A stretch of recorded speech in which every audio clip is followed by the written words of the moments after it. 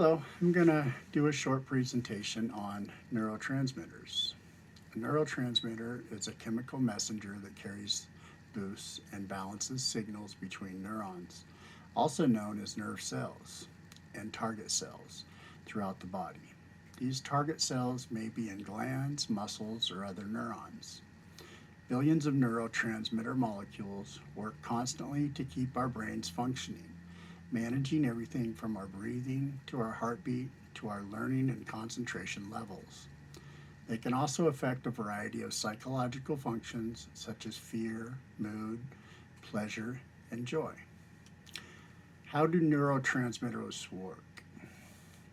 In order for neurons to send messages throughout the body, they need to be able to communicate with one another to transmit signals. However, neurons are not simply connected to one another. At the end of each neuron is a tiny gap called a synapse. And in order to communicate with the next cell, the signal needs to be able to cross this small space. This occurs through a process known as neurotransmission.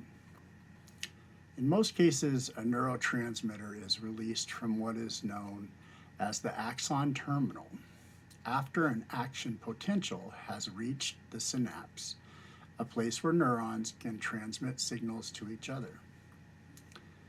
When an electrical signal reaches the end of a neuron, it triggers the release of small sacs called vesicles that contain the neurotransmitters.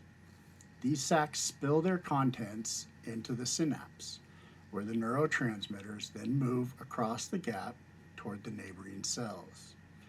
These cells can contain receptors where the neurotransmitters can bind and trigger changes in the cell. After release, the neurotransmitter crosses the synaptic gap and attaches to the receptor site on the other neuron, either exciting or inhibiting the receiving neuron depending on what the transmitter is. Receptors and neurotransmitters act like a lock and key system. Just as it takes the right key to open a specific lock, with neurotransmitters, the key will only bind to a specific receptor, the lock. If the neurotransmitter is able to work on the receptor site, it triggers changes in the receiving cell. Sometimes neurotransmitters can bind to receptors and cause an electrical signal to be transmitted down the cell or excitatory. In other cases, the neurotransmitter can actually block the signal from continuing, preventing the message from being carried on, or inhibitory. Inaction of neurotransmitters. So what happens to a neurotransmitter after its job is complete? Once the neurotransmitter has had the designed effect, its activity can be stopped by three mechanisms. Degradation. An enzyme changes the structure of the neurotransmitter so it can't be recognized by the receptor. Or diffusion, when the neurotransmitter drifts away from the receptor. Lastly, reuptake, when the whole neurotransmitter molecule is taken back up by the axon of the neuron that released it.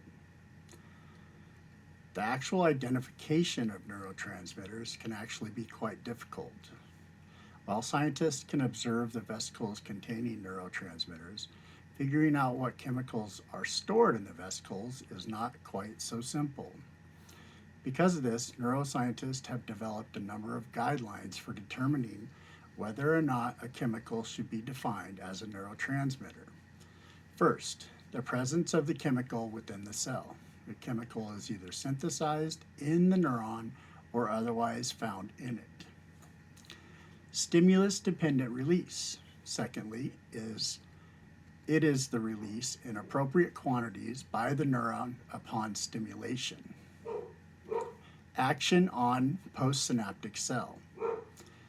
The chemical must be released by the presynaptic neuron, and the postsynaptic neuron must contain receptors that the chemical will bind to. Lastly, a mechanism for removal. A specific mechanism exists to remove the chemical from its site of activation after its work is done.